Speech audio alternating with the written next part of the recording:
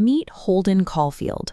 He's 16, he's been kicked out of half a dozen schools, and he lives in a state of constant judgment toward everyone. His latest failure is at Pensy Prep, where he's just been expelled for failing 4 out of 5 of his classes.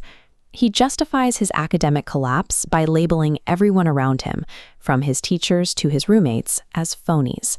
To Holden, they are all actors playing a part, and he refuses to join the performance. Following a violent argument with his roommate, Holden decides he cannot wait for the term to officially end. He packs his bags and leaves for New York City in the middle of the night. This departure is a frantic, unplanned break. He is abandoning the only structure he has left, fleeing into the city with no intention of telling his parents he's even left school. He isn't merely tired of his classes.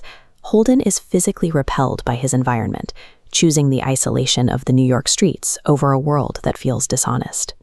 This deep-seated distrust of the world is rooted in a single event: the death of his younger brother, Ali, from leukemia. Ali died as a child, which means in Holden's memory, he will never become phony. He is frozen in time as a symbol of perfect, uncorrupted honesty. The loss left Holden with a volatile, unresolved anger. On the night Ali died, Holden broke every garage window with his bare hands, a trauma he still carries in the form of a literal physical scar and a constant, crushing depression. This death forced Holden to split reality into 2 irreconcilable extremes. On one side is the pure safety of childhood, and on the other is the toxic, complicated danger of the adult world. This binary view of the world fuels Holden's central fantasy.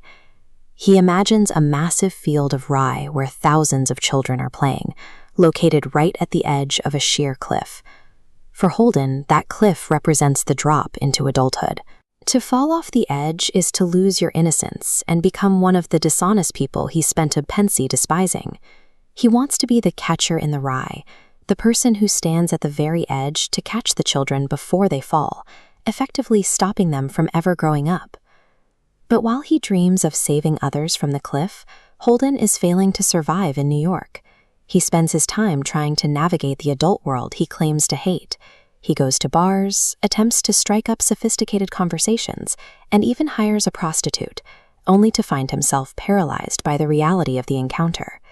These interactions only increase his isolation. He wants connection, but his emotional immaturity makes it impossible for him to handle the messy, phony complications of adult relationships. His only source of comfort is his younger sister, Phoebe.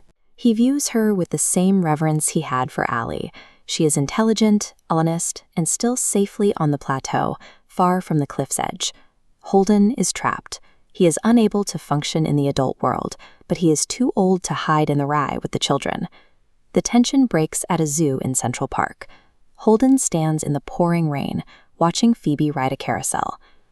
As the carousel spins, Phoebe and the other children reach out from their horses to grab a gold ring hanging just out of reach. It's a dangerous moment. If they reach too far, they could fall off the ride. Holden's instinct is to stop her, to protect her from the fall. But he doesn't move. He realizes that if children want to grab for the gold ring, you have to let them do it. In this moment, the catcher retires.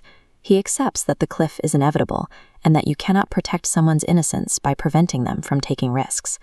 This doesn't fix his life. Holden ends the story in a psychiatric rest home, still struggling with the same depression and confusion that drove him out of Pensy.